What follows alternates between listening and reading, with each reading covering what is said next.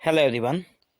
आज हम इस वीडियो में बात करेंगे लाचित बरफुकन के बारे में। हम लोगों ने जो कि हमारे पिछले जो 3 पार्ट हैं उनमें हम लोगों ने लाचित बरफुकन के यहाँ तक का जो भाग है, ठीक है, इतना तक देख लिया था। और आज हम इससे आगे की बात करते हैं। लाचित बरफुकन जो थे वो असम में उनका क्या महत्व था, इन सारी चीज़ों को लेकर आज एक डिस्कस करते हैं। कम समय में ही अपनी दक्षता के बलबूते पर लाचित को राजशाही में नियुक्त किया गया था। शुरू में राज्य मंत्री महोदय ने लाचित को हंसतीधरा तामुली के तौर पर नियुक्त किया। मतलब जब लाचित लाचित बड़े हुए थे अपने पिता के साथ देख रेख करते करते और अपने पिता के साथ कार्य करते करते, जब वो बड़े हुए तो उनकी दक्षता के बलबूते पर उन्हें लाचित को राजशाही में नियुक्त किया गया था, जो कि एक बहुत ही अच्छी पदवी थी, नियुक्ति पद था। और बाद में उन्हें हंसतीधरा तामुली के तौर पर नियुक्त किया गया। इसके कुछ दिनों बाद उन्हें घोड़ा बरुआ की उपाधि पदवी मिली। मतलब कुछ दिन के बाद ही उन्हें घोड़ा बरुआ, मतलब असम में ये बहुत ही फेमस है एक घोड़ा बरुआ, ठीक है, बहुत ही अच्छा पदवी है। तो ये इस पे उन सभी को लाचित को इन पदवियों पर पदवी मिली और इस पद पर कार्य करते समय उन्होंने राजा के घुड़साल के कई घोड़ों की निगरानी कर उनको प्रशिक्षित किया था। देखो, घोड़ा बरुआ की पदवी वही है जो घोड़े की देखभाली करे, ठीक है। इसके बाद डोलिया बरुआ और सिमलू गुड़िया फुकन के पद पर उनको नियुक्त किया गया था। ये जो, अगर अभी आप लोग सोचेंगे कि घोड़ा बरुआ ये कैसी पदवी है, ठीक है, तो हो सकता है आप लोग को हंसी आए, पर ये बात जब उस समय की थी जब यहाँ पे पदवी जो है, जो पोजीशन है, उसका एक वैल्यू हुआ करता था। उस समय में लाचित जैसे वीर को ये सारी पदवियां दी गई थी। उसके बाद कहा गया है कि उसी समय मीर जुमला ने असम पर हमला बोल दिया था। तब लाचित दिखोमुख में दुश्मन की सेना से लड़े थे और अपनी दक्षता का प्रदर्शन किया था।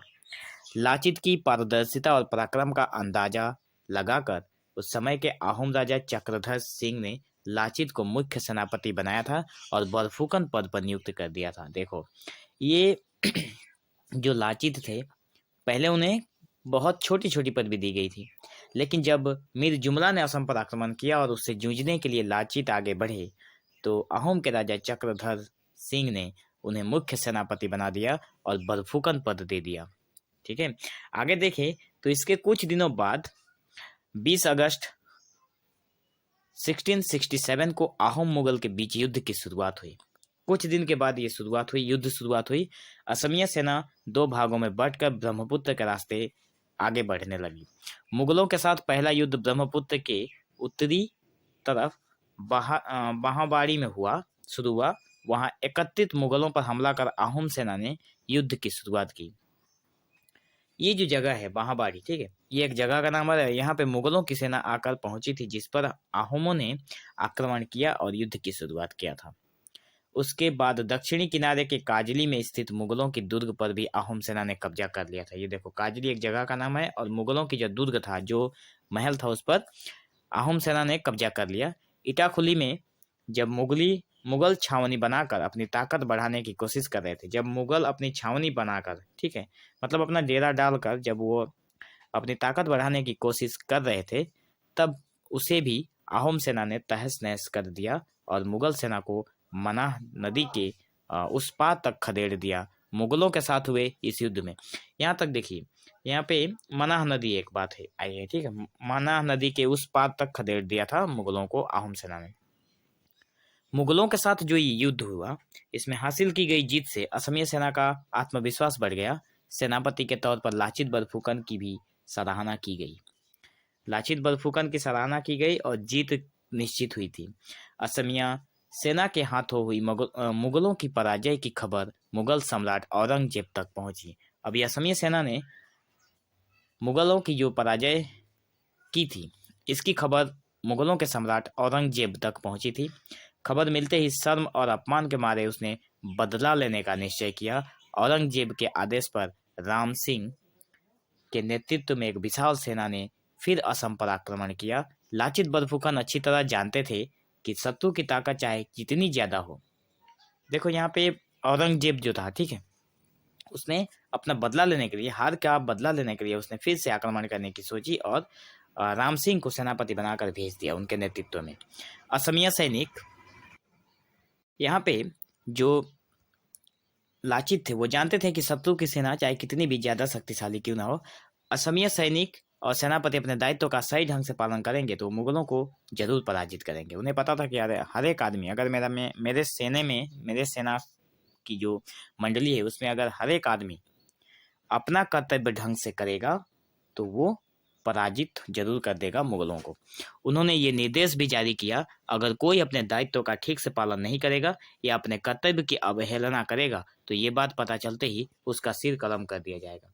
यहाँ पे लाचित ने ये बात पूरी अनाउंस कर दिया अपने सैनिकों में कि अगर कोई भी अपनी गलती में अपने कामों में चूक करेगा, कोई गलती करेगा, उसे सजा मिलेगी। लाचित ने यह भी निर्धारित कर दिया कि सैनिक किस किस स्थान पर मौजूद रहेंगे, किसको कहाँ पे तैनात करना था, सब कुछ लाचित ने सबको जगह दे दिया था। युद्ध की संभावित तिथि नजदीक आने के साथ ही लाचित अक्सर सेनानायकों के साथ बातचीत करने लगे ताकि रणनीति और अन्य व्यवस्था पर उनकी नजर रहे और सेना नायकों को भी उत्साहित किया जा सके। यहाँ पर युद्ध की जो तारीख थी, तिथि थी, वो नज़दीक की मतलब यही है कि औरंगजेब जो था वो एक दिन में नहीं पहुंच सकता था क्योंकि उस समय फ्लाइट नहीं था लड़ने के लिए, वो चलकर पैदल आते थे तो आते आते बहुत समय लगा था। तो जब दिन नज़दीक आ गया, ठीक है, जंगल के रास्ते पहुंचते पहुंचते जब उनका नज़दीक आ गए तब लाचित ने अपने सेनाओं से बात करना चालू कर दिया कि कहीं पे कोई चूक ना हो जाए और सबका उत्साहित करने का काम कर रहे थे। आमीन गांव के पास एक दुर्ग बनाने का दायित्व लाचित के एक मामा को सौंपा गया। आमीन गांव जो एक गांव है, ठीक है, वहां पे एक दुर्ग बनेगा और ये काम उसके लाचित के मामा को दिया गया था। मामा की लापरवाही की वजह से दुर्ग का निर्माण काम अधूरा रहने पर लाचित क्रोधित उठे। मामा ने अपने काम में लापरवाही की, जिसके कारण जो लाचित थे वो क्रोधित हो गए, गुस्सा आ गया उन्हें। तलवार निकालकर एक ही झटके में मामा का सिर काट कर बोले, उन्होंने गुस्से में अपने मामा का सिर काट दिया और बोला था, देश से बढ़कर मामा बड़ा नहीं होता। लाचित की रौद्र मूर्ति देखकर दुर्ग के काम करने वाले लोग डर गए और काफी मेहनत कर उन्होंने रात के अंदर ही दुर्ग का निर्माण पूरा कर लिया। काम पूरा नहीं हुआ था बोलकर लाचित ने गुस्से में अपने मामा को मार दिया और ये लाचित का आक्रामक रूप देखकर लोगों ने इतने मेहनत से काम किया कि रात भर में वो दुर्ग बनकर निर्माण हो गया। उस दुर्ग को अब मोमाई कोटागढ़ कहा जाता है। वो दुर्ग आज भी है जिसको मोमाई कोटागढ़ कहा जाता है। इसके अलावा देश से बढ़कर मामा नहीं होता, आज भी श्रेष्ठ देश मुल्क वाक्य बन जाता है। और ये वाक्य पूछा जाता है कि एग्जाम में कि देश से बढ़कर मामा बड़ा नहीं होता, ये लाइन किसने कही थी। अहोम और मुगल के बीच अंतिम लड़ाई को सरायघाट युद्ध कहकर पुकारा जाता है। तो ये थी अहोम मुगल की लड़ाई। और अंतिम एक लड़ाई और भी है जो कि सरायघाट युद्ध के नाम से जानी जाती है, इन दोनों की, अहोम और मुगल सेना के बीच। मार्च 1671 में ये युद्ध हुआ था। उस समय लाचित काफी बीमार हो गए थे। उस समय लाचित बरफुकन काफी बीमार हो गए थे। उधर मुगलों के हमले की बात सुनकर वे बेचैन हो उठे। राम सिंह ने जलपथ से बढ़कर दारू आधारुम्बाली गढ़ पर कब्जा कर लिया और गुवाहाटी की तरफ बढ़ने की योजना बनाने लगे। योजना के अनुसार मुगल सैनिक आकर नौका से तोप के गोले बरसा असमिया सैनिकों की नौकाओं को नष्ट करने लगे। मतलब इसमें कहा गया है कि मुगल की सेना ताकतवर हो गई थी और लाचित बीमार पड़ गए थे तो इनकी सेनाओं को हौसला नहीं मिल रहा था। तो मुगल की सेना जो थी, राम सिंह ने जो लेकर चली थी, उसको गुवाहाटी की तरफ वो सेना बढ़ रही थी और असमिया लोगों की जो नौकाएं थी जिनसे चल पर युद्ध होता था वो नष्ट करना स्टार्ट कर दिया था। उस हमले का सामना नहीं करने की वजह से असमिया सैनिकों की नाव पीछे हटने लगी। अब वो उनकी नाव जो थी वो पीछे हटने लगी। असमिया सेनापति के नेतृत्व में असमिया सैनिकों की नाव मुगलों को खदेड़कर अश्वक्लांत तक पहुंच गई। उसके बाद मुगलों ने फिर हमला शुरू कर दिया और मुगलों की नौकाएं आगे बढ़ने लगी। अहोम सेनापति लाचित बरफुकन की तबीयत खराब होने की वजह से असमिया सैनिकों का मनोबल कमजोर हो गया था। ये जो लाचित थे उनका तबीयत खराब थी और असमिया सैनिकों का इसी से मनोबल टूट गया था। मुगलों के प्रबल आक्रमण और उनको आगे बढ़ते देख असमिया सैनिकों ने युद्ध जीतने की उम्मीद छोड़ दी थी। ठीक है, सबने युद्ध जीतने की उम्मीद छोड़ दी थी। असमिया सैनिक युद्ध छोड़कर पीछे की तरफ जाने लगे। लाचित बीमार होने पर भी युद्ध की गतिविधि पर नजर रख रहे थे। उन्होंने देखा मुगलों की नौकाएं उत्तर किनारे जूरिया से अश्वक्लान तक पहुंच गए। वे बेचैन हो गए। इधर उधर उन्हें तेज बुखार भी था। ठीक है, बहुत बेचैन हो गए थे और बुखार भी था। वह ठीक से खड़े भी नहीं हो सकते थे। तभी उन्होंने देखा कि मुगलों की नौकाओं की संख्या बढ़ती जा रही है और आगे बढ़ती जा रही है और असमिया सैनिकों की नौकाएं पीछे की तरफ बढ़ती जा रही है। वे समझ गए कि एक पल भी देर नहीं की जा सकती। वो आगे बढ़ते गए। पीछे हट रहे सैनिकों की नौकाओं को देखकर मल्लाहों ने सोचा कि लाचित भी लौट जाएंगे। सबने लाचित तो बीमार थे, तो मुगलों ने सोचा कि शायद लाचित भी डर गए हैं, वो भी भाग रहे हैं। इसलिए उन्होंने लौटने के लिए नौका को खोला। लाचित चिल्ला उठे, क्या कर रहे हो तुम लोग? सभी लोग सबने सोचा कि लाचित भी भागेंगे, तो उन्होंने कहा कि तुम लोग क्यों भाग रहे हो? स्वर्गदेव ने मुझे गुवाहाटी की रक्षा करने के लिए शत्रु के साथ लड़ने का दायित्व दिया है। स्वर्गदेव ने, यहाँ पे राजा ने, ठीक है, राजाओं को स्वर्गदेव कहा। मैं युद्ध छोड़कर क्या पत्नी पुत्र के पास जाऊंगा, और तुम लोग मुझसे बिना पूछे नाव पीछे की तरफ क्यों ले जा रहे हो? यहाँ पर जो लाचित थे उन्होंने पूछा कि मुझसे बिना पूछे तुम लोग मेरी नाव पीछे की तरफ क्यों ले जा रहे हो? गुस्से के वेग में लाचित बरफूकन अब अस्वस्थ होने पर भी शक्तिशाली हो उठे। उन्होंने तलवार को जोर से पटक कर 4 मल्लाहों को पानी में फेंक दिया। वे लोग किसी तरह जान बचाकर बाहर आए। बाद में उन्होंने उनको नाव पर उठा लिया, नहीं तो नाव कौन चलाता। बाद में उन्होंने फिर से उन लोगों को नाव पे उठाया। गुस्सा हो गए थे अपने ही आदमी पे और उन 4 लोगों को फेंक दिया था नाव से बाहर। फिर वो दौड़कर उसी नाव पे उठे और नाव चलाने लगे। एक दूसरे को चिल्लाकर कहते हुए बात इस तरह प्रचारित हो गई कि लाचित बरफूकन ने युद्ध छोड़कर जाने वालों को मारना शुरू कर दिया। अब इतनी सी बात सुनकर देखो कितनी मजेदार बात है।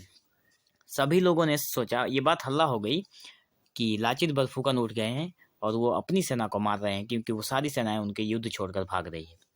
ठीक है, छोड़कर जाने वालों को मारना शुरू कर दिया, पकड़ कर नदी में फेंकना शुरू कर दिया है। ठीक है, इसके साथ ही कुछ डर कर और कुछ लोग उत्साह के साथ वापस आने लगे। अब कुछ लोग डर कर और कुछ जोश के साथ वापस आने लगे लड़ने के लिए।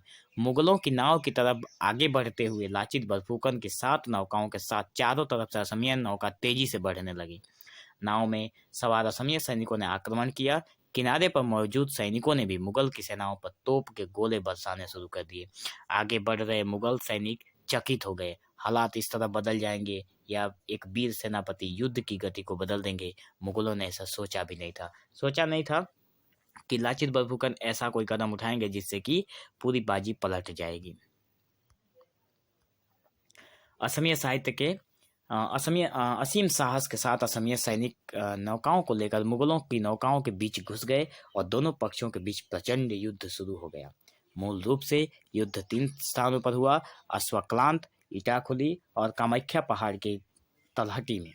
मतलब ये जो 3 जगह है, यहाँ पे युद्ध हुआ था। Sorry friends. युद्ध की सुविधा के लिए आहोम सैनिकों ने एक के बाद एक नाव को जोड़कर ब्रह्मपुत्र के ऊपर एक पुल ही तैयार कर दिया। इससे यह फायदा हुआ कि तेजी से सैनिक तोप आदि हथियार का संचालन करने लगे। लाचित ने सैनिकों और सेनापतियों के बीच एक ऐसा भाव पैदा कर दिया था कि युद्ध को जीतने पर ही असमिया लोगों की भूमि, स्वाधीनता और प्राण की रक्षा होगी। लाचित ने कहा था कि अगर तुम लोग युद्ध जीतोगे तभी इन तीनों चीजों की रक्षा हो सकती है।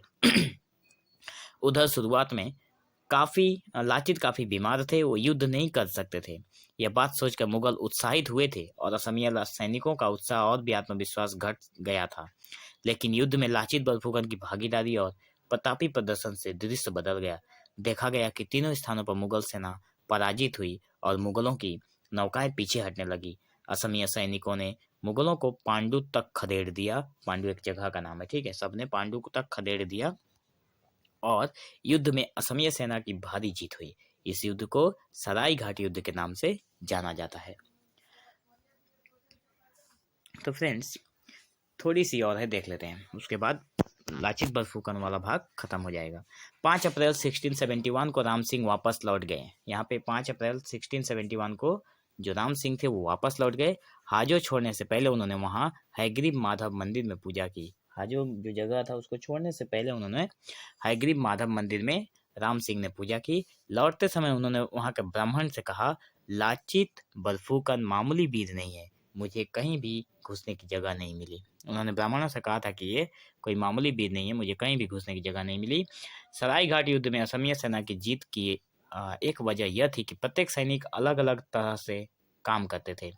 जरूरत पड़ने पर वे नाव चलाते थे, तीर भी चलाते थे, दुर्ग भी बनाते थे।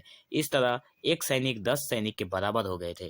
शत्रु पक्ष होने पर भी राम सिंह ने असमिया सैनिकों की ऐसी कर्मठता, साहस और कौशल की प्रशंसा करते हुए कहा था, ये बहुत इंपॉर्टेंट लाइन है, प्रत्येक असमिया सैनिक नाव चलाना, तीर चलाना, गड्ढा खोदना, तोप चलाना जानते हैं। इस तरह प्रत्येक कार्य में पारंगत सैनिक मैंने भारत में कहीं देखा नहीं। राम सिंह ने यह भी कहा था कि असम देश पर जीत हासिल करना किसी भी राजा के लिए असंभव है। सरायघाट युद्ध के कुछ दिनों के बाद गुवाहाटी में लाचित बरफुकन की मृत्यु हुई। ये सरायघाट का युद्ध हुआ, उसके कुछ दिनों के बाद ही लाचित बरफुकन की मृत्यु हो गई। शायद बीमारी की गंभीर हालत में युद्ध करने की वजह से ऐसा हुआ। उनकी मृत्यु से युद्ध जीतने के आनंद पर शोक की छाया पड़ गई थी। इस देश प्रेमी वीर की तुलना किसी से नहीं की जा सकती है। निस्वार्थ देश प्रेम और सफल नेतृत्व के संबंध में जिक्र होने पर अहोम मुगलों के युद्ध में लाचित बरफुकन के नेतृत्व की कहानी को याद करना ही पड़ेगा। ठीक है, तो लाचित बरफुकन एक बहुत ही बड़े वीर थे जिन्होंने अपने मृत्यु काल से पहले तक लड़ाई की थी, बीमार होने के बाद भी हार नहीं मानी थी। तो आप लोग भी लाचित बरफुकन से ये सीख ले सकते हैं कि जीवन में अगर कुछ ऊंच नीच कभी आ जाए, समय आ जाए, आप लोगों को अगर पढ़ने का मन ना करे तो आप लोग भी इनकी तरह सोचकर पढ़ाई में फिर से मन लगा सकते हो। तो वीडियो तो बहुत लंबा हो गया, फिर भी कोई बात नहीं, हम लोग इसके अगले वाले भाग में बाकी का जो अगले भाग में हम लोग सती देखेंगे। ठीक है, सती था ना, अगले भाग में सती जयमती को देखेंगे। तब तक के लिए आप लोग बने रहे हमारे चैनल के साथ। Thank you for watching this video. Have an awesome day.